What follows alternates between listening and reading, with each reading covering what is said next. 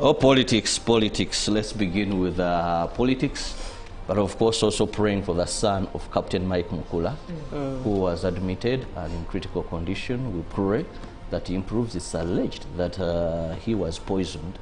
But of course, we wait and see. Remember, he's a candidate in the Soroti municipal race. Now, moving on, the NRM presidential candidate, Yoweri Kaguta Museveni, unpacked his manifesto to the people of Ruchiga district. Museveni highlighted the 7 continuations of his previous administration, like peace, development, wealth creation programs, and job creation through industries, as a reason as to why Ruchiga should vote him again.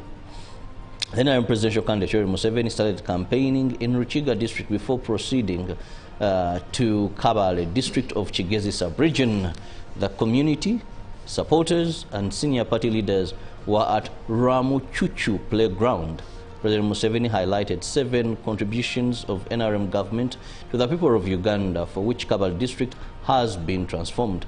Other contributions are development of roads, schools, health facilities, for which the president pledged to establish a district hospital. He established close to 1,000 factories to create jobs and encouraged people to start commercial agriculture.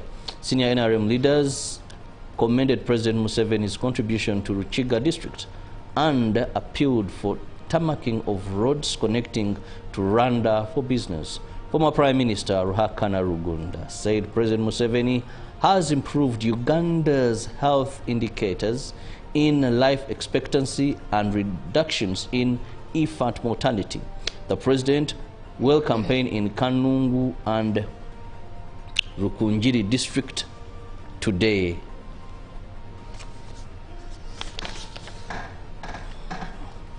The Forum for Democratic Change presidential candidate Nathan Nalamafabi has promised fishermen at Buonda landing site in Mayuge to establish beach management committees for them to manage their lake.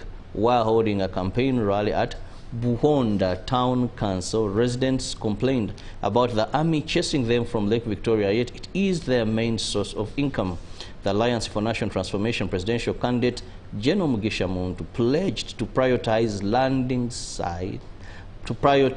landslides risk areas in Bugisu sub-region, specifically in Bulambuli, if elected president. General Muntu was addressing supporters in Bulambuli and Sironko districts, acknowledging the region's vulnerability to landslides and committing to provide timely intervention.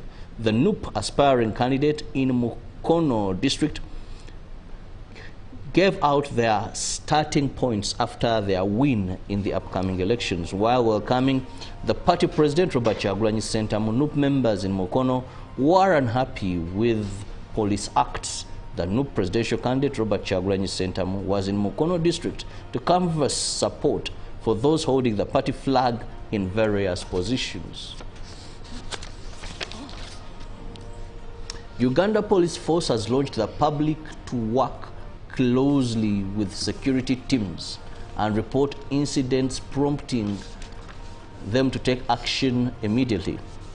The Uganda Police Force launched an updated emergency contact number for regional and sub-county commanders to strengthen community policing during the ongoing election season. The new hotline system is part of the renewed commitment to provide every Ugandan direct, reliable access to police services, and it will be on 24/7. Police say the numbers now accessible to the police website will be managed by officers trained to respond to emergencies. The initiative complements the existing toll-free patrol line, giving the public multiple channels to report incidents. Addressing journalists at Naguru Police Headquarters in Kampala, Dr. Aisha Kayongo from the Directorate of Chief Political Commissar assured Ugandans that security teams are fully prepared to safeguard candidates and voters throughout the electoral period. 84 suspects linked to the November 1st, 2024 attack in the Rwenzori region appeared before the Kasese Chief Magistrate's Court for the first reading of the series of charges, including treason and terrorism. The suspects were remanded to Mobuku Government Prison and will reappear on the 23rd of December. Prosecution said the charges stem from a series of violent attacks in which panga welding assailants launched simultaneous raids on security installations across Kasese, Fort Potro, Bundibujo, Kabarole and Bunyangabo. The court was under tight security with heavy deployment of Uganda police force and prison services. The chief magistrate clarified that the case could not proceed as the court had no jurisdiction to try capital offenses. The case was adjourned to December 23rd.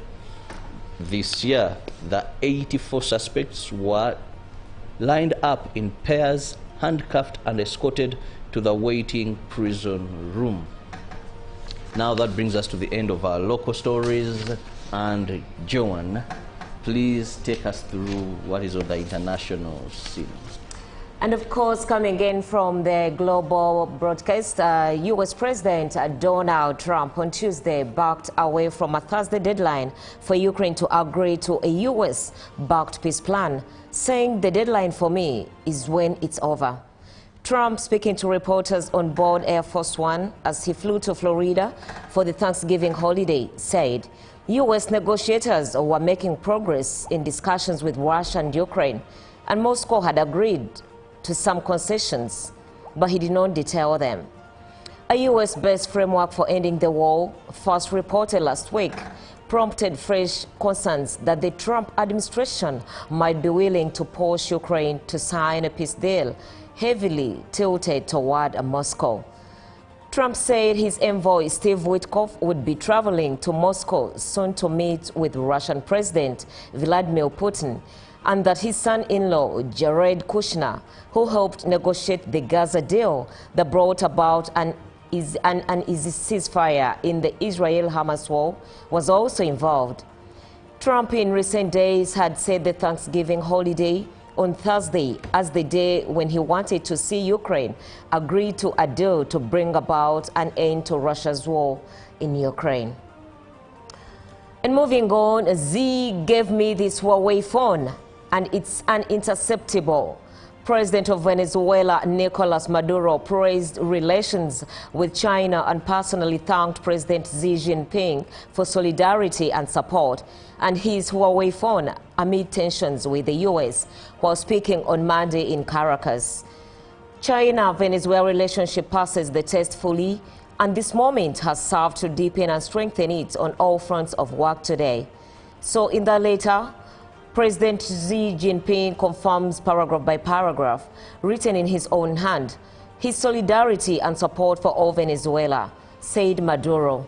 He also showed his Huawei smartphone, which he claimed was a personal gift from Xi, specifying the security features of the device as uninterceptable. Here I have my Huawei phone.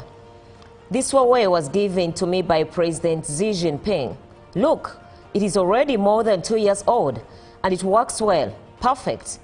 Huawei, I recommend it. No one can intercept it. It is uninterceptable, said the leader of Venezuela. Maduro also stated that the country is experiencing a growing movement of international solidarity in the face of the ongoing conflict with the United States. And on a sad note, moving on to the continent of Africa, hundreds of school children and a dozen of teachers were abducted when armed men reportedly stormed St. Mary's Catholic School in Nigeria's Papiri. Now footage shows empty classrooms littered with overturned textbooks, abandoned shoes and scattered belongings following the attack.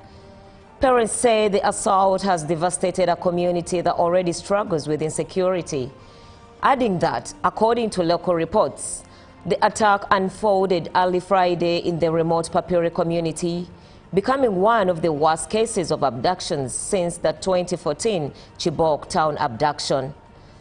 The Christian Association of Nigeria also reported that 50 abducted pupils from a Catholic school in Niger State have escaped and been reunited with their families.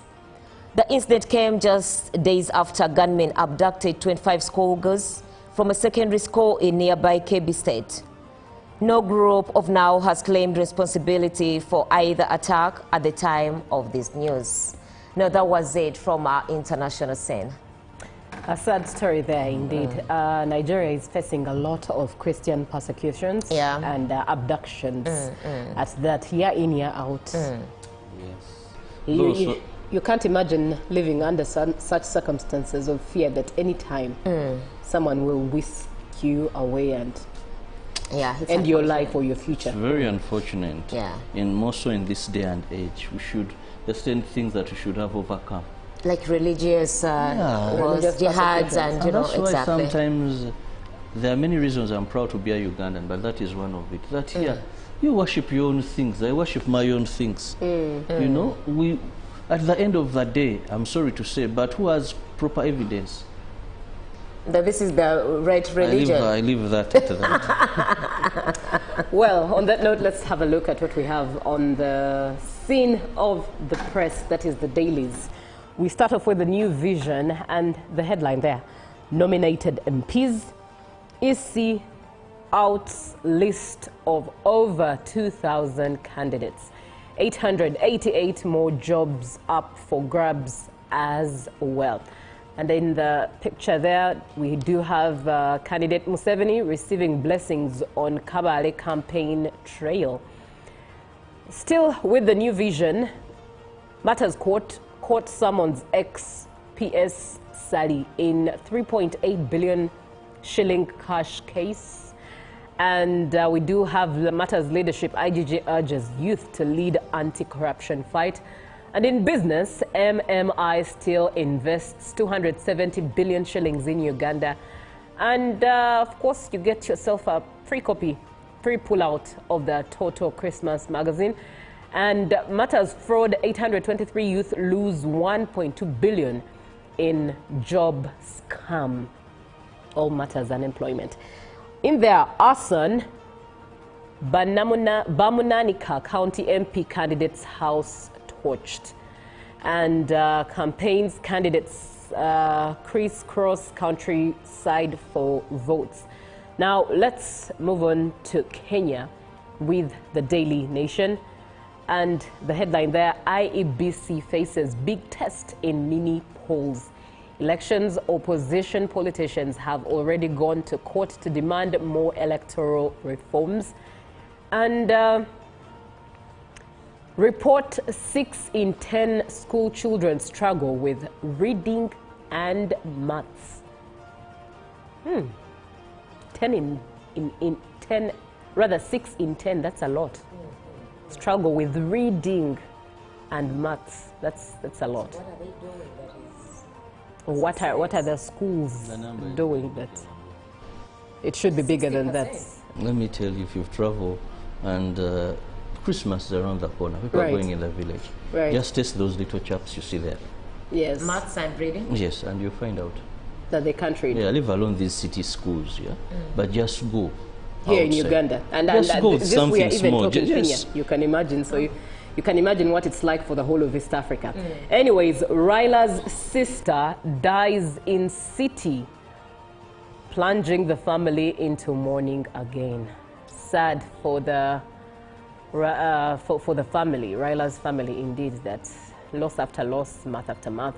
Now, Tuge warns of debt distress amid ambitious borrowing, reduced appetite for loans, urges CBK boss. Ousted by MCS for a third time, Nyaribo's fate lies in Senate again. Now, more of those stories, if you get yourself a copy of any of the dailies and dig into each page, that marks it for the end of the stories and updates we do have for Good Morning Uganda. Up next is some music, an opportunity for you to have a break with some music, and Shania Twain, From This Moment. We come back with a conversation from The Real. Be sure to engage 0709602592. Good morning. Live from UBC Studios in Kampala, this is Good Morning Uganda.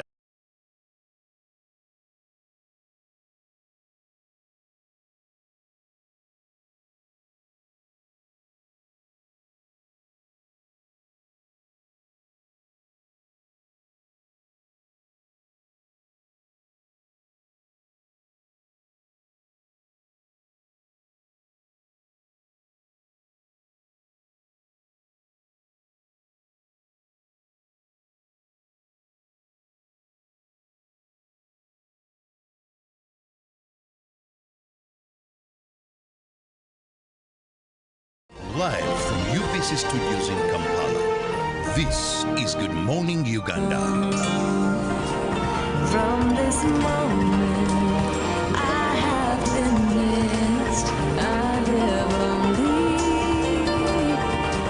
for your happiness and for your love.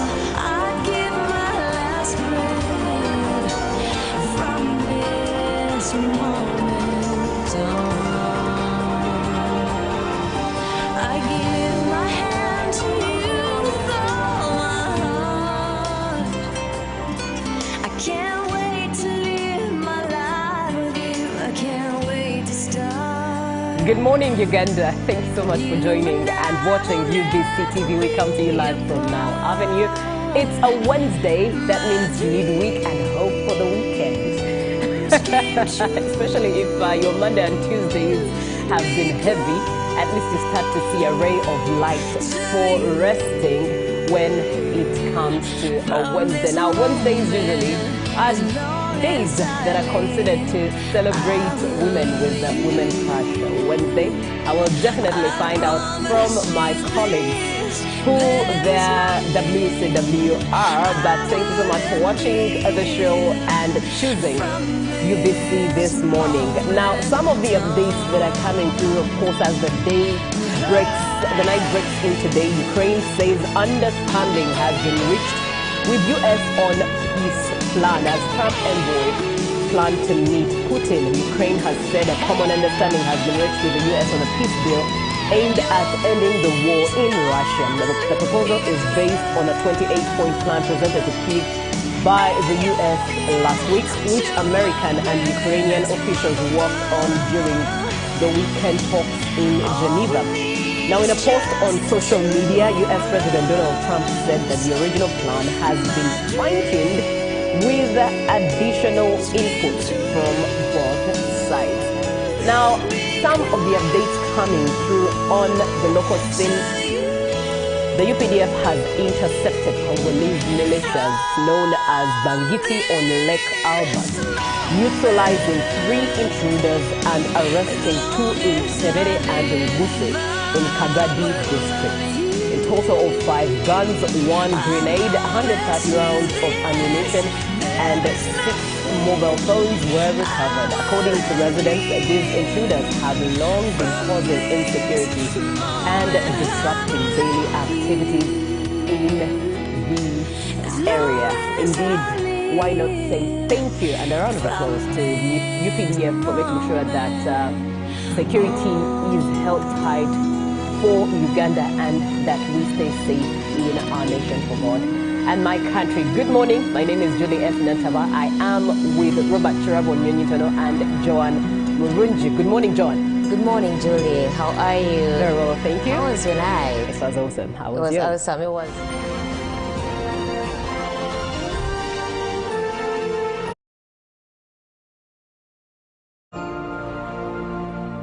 Pick of the day on UBC. Every Wednesday, 10 p.m. on your public broadcaster.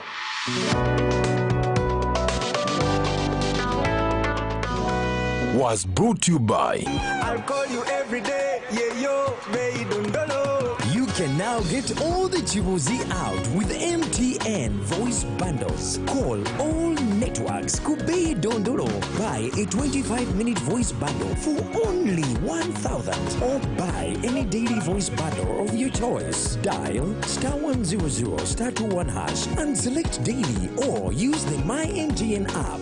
When we talk together, we are unstoppable.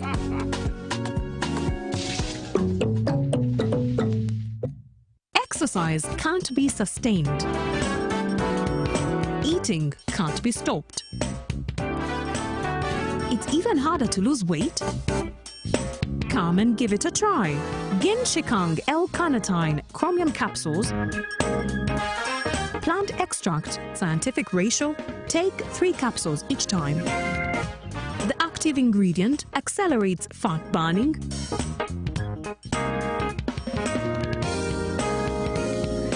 Eat twice a day. Don't take a detour. Weight loss starts now.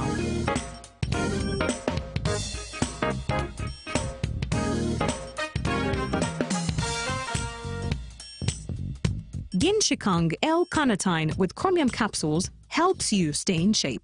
Please follow medical advice when taking this product. For more information, visit our website www.hgo.com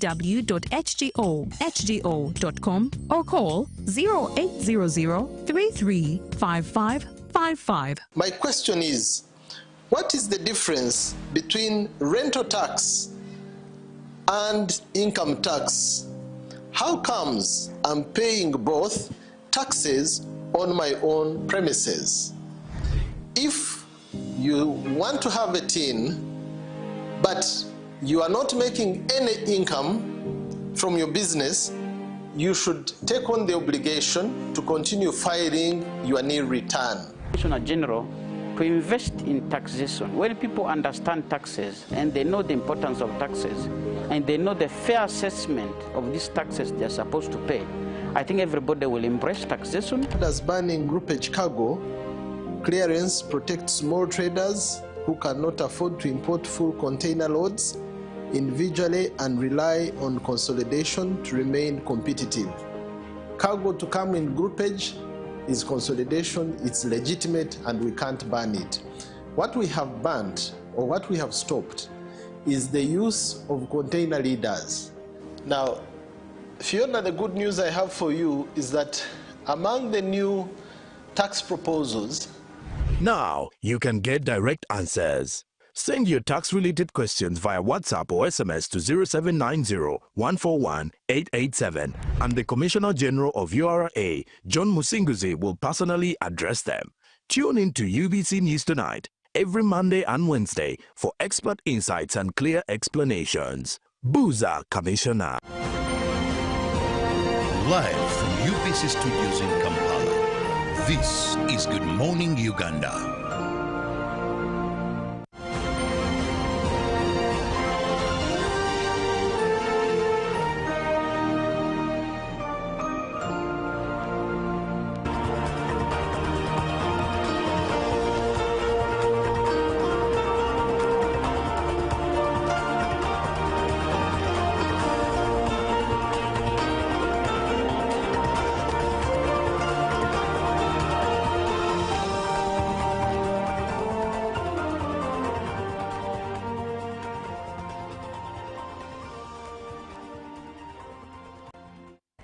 Good morning, Uganda, at exactly 7 a.m. Uganda, Kenya, and Tanzanian time. You are watching UBC TV. We come to you live from Nile Avenue, and the vision, the goal is to inspire you. My name is Julie F. Nantaba. This morning, we are looking at youth unemployment. So make sure that you save the number 0709-602592 to be part of the conversation that we're having this morning. Now, youth unemployment in Uganda is a significant issue, and it has rates reporting between 16.1% and 42.6%, depending on the age range and data source. Now, a key statistic is that 42.6% of the youth aged between 15 to 24 are not in employment. Now, I would reduce that because ideally 15 is not supposed to be employed, but 18 and above is supposed to be employed. But looking at the fact that these are not in employment, education, or training altogether, that is 15 to 24 years of age. And different reports use varying age brackets.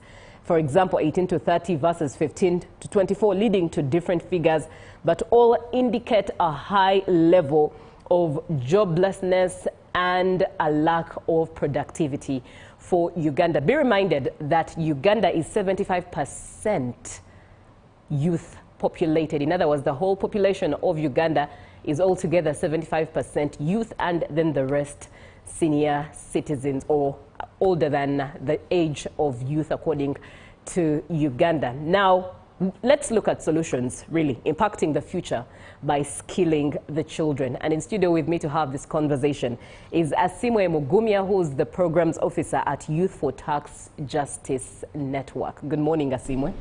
Thank you, Julie. Good morning, Julie. Indeed. How are a you pleasure today? always to have you. I'm good. How are you? I'm good. Thank you. Thank you for inviting me. Right, let's get into this, and for you to just share what this looks like, given what it looks like for the Youth for Tax Justice Network, the statistics that are there on the examples or the picture that you have from your end. What does the youth unemployment saga look like in Uganda? Thank you very much. So, good morning, Uganda. Greetings from the Youth for Tax Justice Network. We are a Pan-African youth organization that aims to center young voices around conversations to do with domestic resource mobilization, allocation, and utilization of resources. Right. And make sure that the young people have a key role to play in how they are governed. So the issue of youth unemployment clearly is one of the issues that disturb us as the Youth for Tax Justice Network. This could be described as a situation where you find young people that are able to work, are willing to work, and they are actively looking for work, but they cannot find any work. You've already given us the statistics as per the census that came out, census report of last year. From the young people aged 18 to 30, we are seeing about 16.1% who are unemployed. And also, you could say maybe these ones do not have, they may not be working, but maybe they are studying. But then also the statistics go and tell us that we have 42.6% of young people aged 15 to 24 that are not in education, they are not in employment, and they are not in training. And this translates to about 4 million youths out there. So you could just say maybe these are figures, but how does it mean for us in the society, in the day-to-day life? This poses two-folded problems for society and for the country at large. The first problem would be an economic problem, in that we have valuable, youthful energy force that is not being put to use. These are people that are willing to work, but they are not being utilized. Right. So the country misses out on that force. And also, the country is missing out on collecting taxes from, if these people are in active employment, they would be getting maybe salary, and the government would be collecting taxes off that salary. This is most important when you consider that at the moment, pay as you earn is URA's most performing tax. So when you have people that are capable and willing to work and earn that money and pay the pay as you earn, but they're not paying it, that means also URA is missing out on this tax. And also it poses a problem of brain drain. Most of these young people will look at the situation they are in, and they are like, if we cannot find work in Uganda, let's go and look for that work elsewhere. And that's why you find most of the young people are going to the Middle East. Right. So the country is losing out on people it has groomed, people it has raised, and other countries are benefiting from our efforts, which is also not good for us. Then the other social problem is youth unemployment causes problems of anxiety and high rise in mental health disorders, because now these are people who are mostly at home. They feel like they are not contributing so much to their society, and they think less about themselves. Even the crime rate, I think, that falls in there. Also, in the social problems, usually in areas where the youth unemployment is high, it also goes with the correlating high crime rate. So I think we're here to see what's being that in a political season. Yes, true. The players that we have on the scene, what are they proposing? Indeed. About this. Indeed, and in just a bit, I want us to look at what the players are thinking, what they should propose that they are not proposing, especially during this campaign season. But before that, let's just have a look at how public financing is influencing youth unemployment in Uganda. Thank you very much for that, Julie. So one of the issues that are affecting youth unemployment is the way we allocate resources as a country, because jobs usually go where the money goes. Right. So when you find that issues of public finance, how the country is choosing to collect and reallocate most of its resources, you may find that in most of those areas, we have not seen a lot of investment so far into areas that have a high youth population engaged in those areas. Most of our young people, where are they good at? Where are we seeing them in the economic play?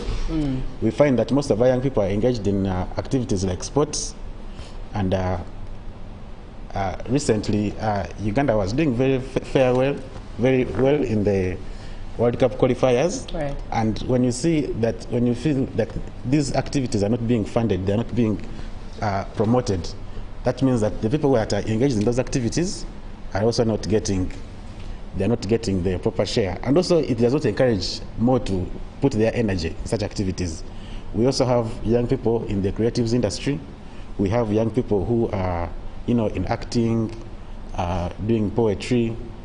There's the creative industry, and we feel that it's not well funded, and if it was funded better, it would encourage more young people to invest in those areas and also grow them, because when you fund an industry, it encourages more people to join it, to participate, so that they can benefit from the resources being allocated there.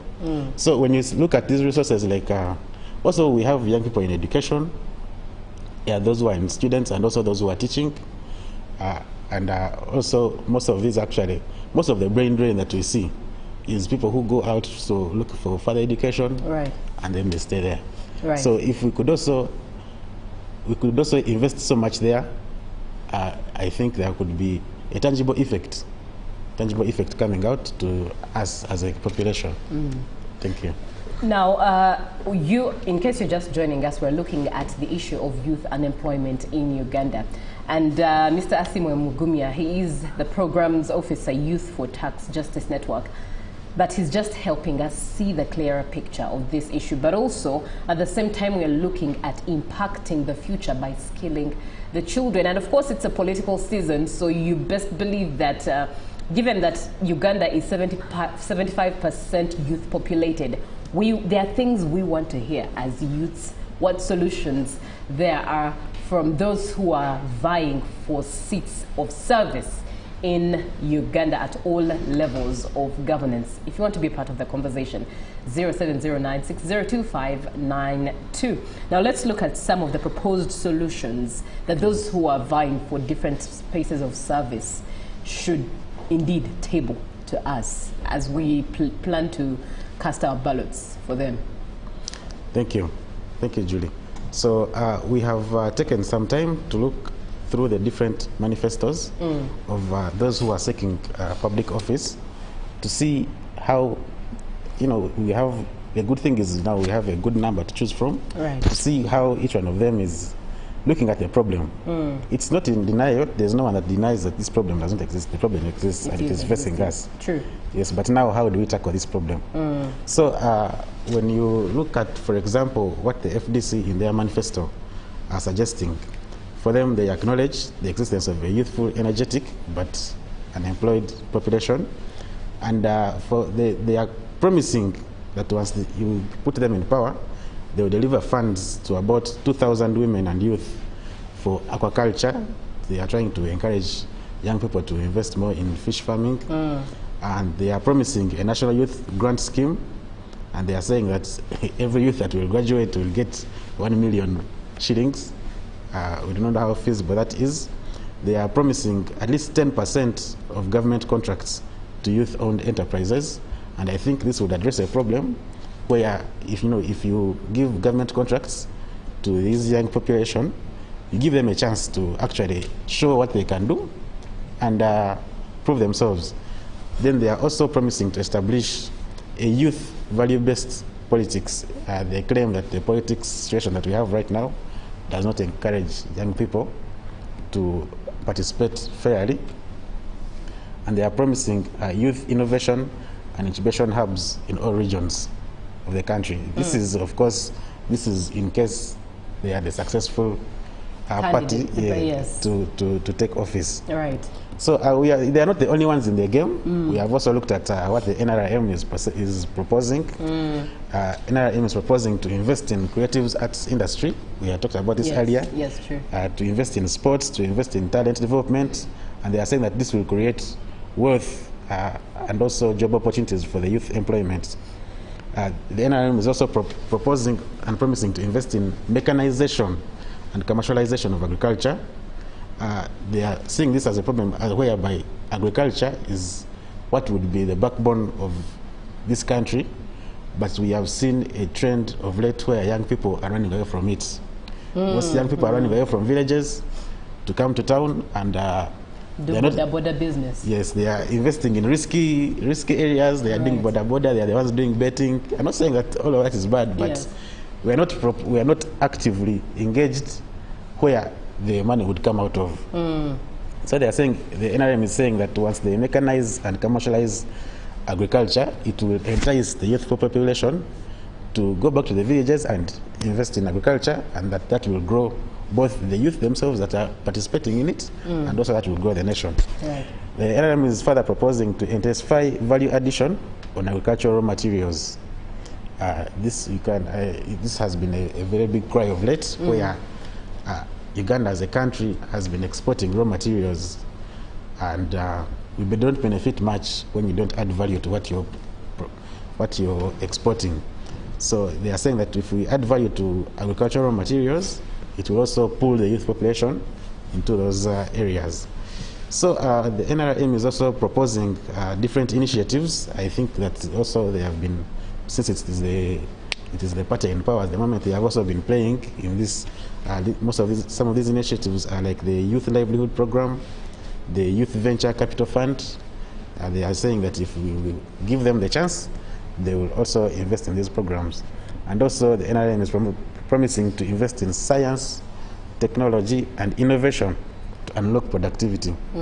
So this innovation and science and technology is also attracting the youthful population. That's true. That's true. So when there's a simple argument that can be made that when you invest in these areas, it will allow people to unlock productivity for industrial growth. But also, they're not the only players. True. Clearly.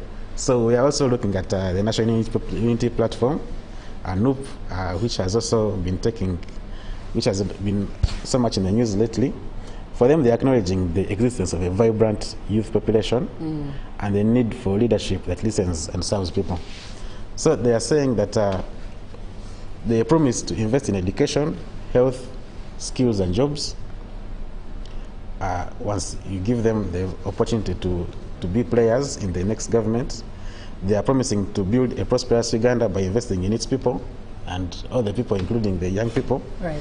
They are promising to implement a scholarship program for undeserved areas and also for vulnerable youth. The argument here is that once there's a scholarship program, we can increase the skills, and once we increase the skills, we have youth that can compete for these jobs properly. They are promising to create about 10 million jobs, and these are the areas where they promise to get these jobs from. About 25.3% from the tourism industry, about 60% from the manufacturing industry, and about 14.7% from the sports and creative economy.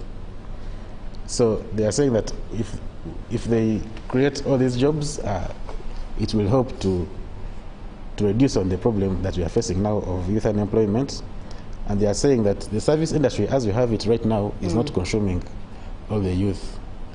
We have seen statistics where about every year we have about 400,000 graduates, yet these are competing for about 90,000 jobs every year.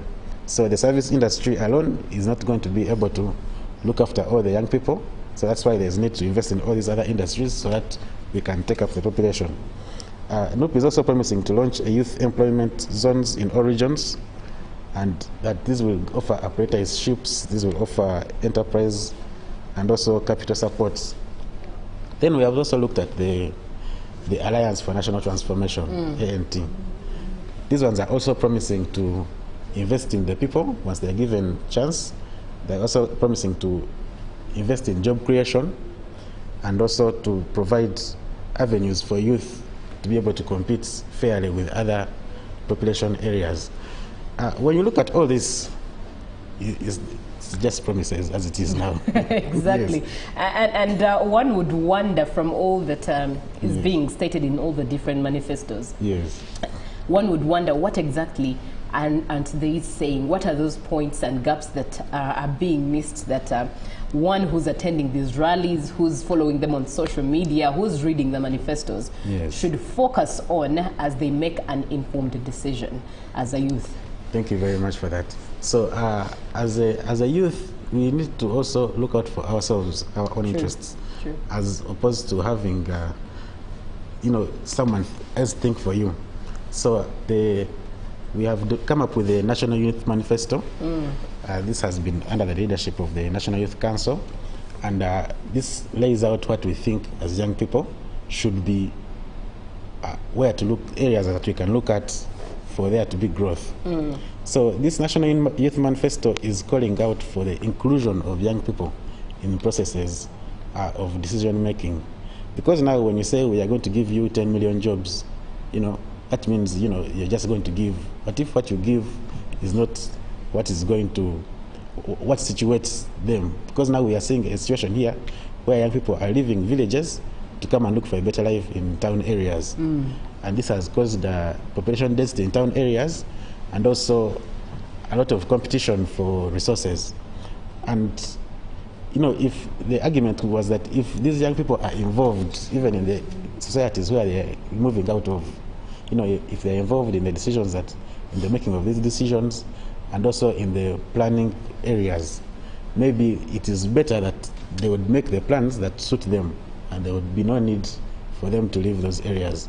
And I think also involvement of young people can help solve the problem of brain drain, because now they would feel like they own the country. Yes. Because they are involved in the processes and procedures leading to the coming up of all these ideas, and this would help the young people to be able to own the situations and also own the solutions that they bring to the table. So under the National Youth Manifesto, youth involvement is one of the key areas. But then we are also advocating for there to be more opportunities, especially in areas of employment and also areas of giving out of government contracts, areas of manufacturing.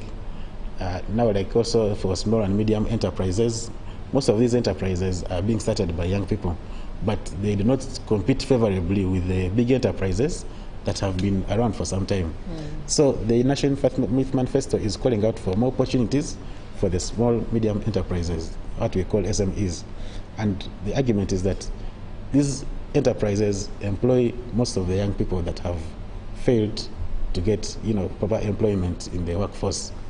Of course, the workforce alone is not enough to accommodate all of them. True. So when you bring these SMEs to the table, you are also bringing the ones that have fallen off back to the table, and basically youth inclusion and involvement is key. True. And that is what we are calling out for. True. And in the same light, now that we understand the fact that the workforce cannot have all the youths in one Uganda, cannot carry all of them, we are going to look at the impact and the role of skilling in this day and age. And just after I read this comment that comes through from Bruno Ignatius Namisi in Sironko. Thank you very much, Asimwe, for articulating what Youth for Tax Justice Network is doing to curb unemployment in Uganda. We all must appreciate that this is a public problem which requires collective action among different players. This should be objectively done regardless of one's political or religious affiliation, by encouraging the young people to first understand national, continental and global priorities. At Rural Empowerment and Skilling Network, we aim at helping rural-based university students to start up their own enterprises while they are still at school to curb unemployment. We should also advocate for youth to embrace technology as well as more skills development, especially soft skills that are crucial to reducing unemployment not only in Uganda but Africa at large. Together we can win. Good morning, UBC. I want to ask and also request my comrade about youth inclusion in government programs. Why? Number one, most of the district gives less money to the youth group, especially in youth livelihood. Number two, why can't the government use technical schools to innovate the youth in terms of non-formal education in order to create jobs, because the state industrial hubs are fewer in every region? This is Secretary Youth Council, Zombo District. And finally, good morning, fellow youths. This is Okolongo Tadeo from Mayuge District. How will that association help professionals like teachers who spent almost 10 years without being recruited? Professionals like midwives, nurses, teachers suffer consequences where the private entrepreneurs overexploit them. Right, these are three issues brought in together for you to speak. I think we can start with one. It was a vote of thanks for you, and the other are two questions: why most of the district gives less money to youth groups, especially in youth livelihoods? Thank you, Julie. And also thank you, the viewers, for such kind words. But let's just look at the questions of why, why we have reached this area. We are saying most of these government jobs are not, the government contracts are not going to the young people. And also we have a lot of, I think the gentleman has talked about people that have spent 10 years for teachers and midwives, and that have not been included. Most of these are not seeing themselves on the payroll, and they are claiming that on the other alternative areas they are being grossly underemployed. So most of this is caused by the low job intake. For, like we had said earlier, we have 40,000 graduates every year, but only 90,000 jobs. So the intake is really low. But also we are looking at also youth inclusion. Most of the people that make these decisions, when you look at the district councils, when you look at most of these council meetings where the decisions are being made, you'll find that the majority of these people are not young people, and we have to face it. So they will most likely propose solutions and include the category that they feel like they are closer to. So when you have young people at this category they feel that they relate with from their time, that is not realistic in this time, and they feel like they relate with, and they can feel like maybe because of such reasons they can control them or they can work well with them. Because say if you are a chief administrative officer of a district and you have to give out an engineering contract, you most likely give it to someone. I'm not saying that must be your friend, but if this one does something wrong, I can hold him accountable.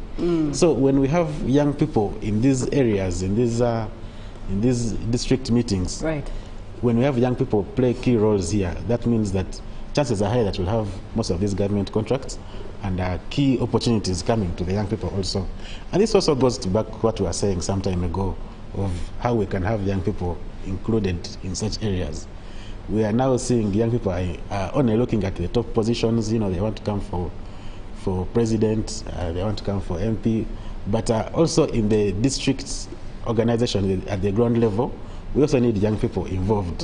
They have a say there. Yes, they have a say, and it will also help them to represent their colleagues very well. True. So when we have inclusion and involvement of the young people in the decision-making processes, it will help young people at a great level to be able to be represented. Then on the issue of skilling, I saw the message from Mr. Namisi Bruno talking about skilling. Skilling has been a key role that also, it has been, you can say it's a key role or it's a big excuse. Why are you not giving young people jobs because you're not skilled enough for them? So we can also look at the technical schools, and we can also look at continuous engagement in skilling, even after people have graduated, because we live in a constantly changing environment. You cannot ask someone who graduated now, say 10 years ago, to still apply what they learned 10 years ago to the current problems now. Because the situation, the population is constantly growing. True. The whole scape, we have new problems every day, and there's need for innovation and continuing to turn to face these problems. So continuous skilling, even after qualification, is important in such areas, so that we can continue addressing the issues that we face and also improve our society for the better. That's very, very true. Now, as we begin to close this conversation, let's look at the impact. I know you've superficially touched on the issue of skilling, but let's look at its impact, especially for children who are becoming youths anytime soon and growing into adults. Let's look at the role and impact of skilling in Uganda for Uganda's future.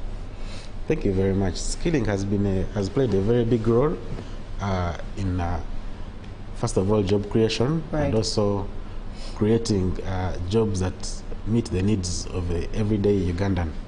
Because we just don't need these jobs just for the sake of needing jobs. I think the jobs have to play a key role in solving most of the issues that we are facing in the country. So the deficit that we have right now has been because of a background curriculum. And I see of recent, the Ministry of Education has been putting in place efforts of turning around this curriculum. I've been seeing on social media, people say, yeah, it is another day that I've woken up and spent 24 hours alive without using the Archimedes principle. But this is something they went to school and they learned. And studied, yes. Yes, and they had to cram and they had to pass exams. But now, after doing all that, you find that when you come back now in the real world, it is useless to you. So the need for changing around our curriculum and also looking at how we are skilling the children before they get into the youth. That will also, because that will also help to create a valuable workforce for tomorrow. We don't have to have the same problems that we are facing now, 5 and 10 years from now. True. So being forward-looking, having a curriculum that meets the needs of the society where it is coming from. I think the problem that we've been having is an imported curriculum. The most of what we've been using was left by the colonialists. And this is something of more than 70 years ago. It has not been helping us really. So it is now important that we look at our problems as ourselves. We see what kind of skills are we trying to meet so that we can also compete with other countries. That's true. So that we can also be able to play favorably on the global market. Indeed, very profound at that. And if you talk about the things that we still study in schools that were introduced and left by colonials over 70 years ago, I've learned the art of questioning things. When you question, you discover the whys and the why nots you should do things. All right, that's Simwe Mugumya. He is the programs officer at the Youth for Tax Justice Network. What would be your parting shot? Thank you. So my parting shots are for the young people out there. Let's not have people think for us. Let's think for ourselves. Right. Like you said, let's have the art to question, why is this happening? Why isn't this happening? If you're trying to move an agenda, let us be involved in the way our society is being run. And now we have a big say, being that it's a political season. Let us question the leaders that have presented themselves to us, and they pick those ones that are meeting our needs. And we see that when we question, we can hold them accountable. Let us not just follow religiously. And if you talk about questioning things, I think as youth, sometimes we fall prey to emotions. Exactly. So it's the time for us to take away the emotions and ask the right questions. Put our emotions in check, ask the right questions, and be involved. So that the country is ours. Let's own up. Indeed, to it. Indeed, the country is ours. Let's own up to it and let's own it. We're supposed to have our hands dirty, digging in and making sure that things are aligned as to what serves us right. Uganda is 75% youth populated, one of the youngest populations in the world. That means we have a voice and we have something to do. Let's not fold our arms. Let's get our hands dirty. Let's dig in and work for a Uganda that we want to see for God and my country. Now, up next is GMU Tourism Express. But before that, I do have birthday shout-outs to give, and that is to Mr. Mosisi, my husband. Today is his birthday. And I wish him a very, very happy birthday, but also celebrating his life and thanking God for another 365 days of his life around the sun. Wishing him growth and in spirit and in truth to serve his nation. Happy birthday, Mwami Mosisi. Up next is JMU Tourism Express.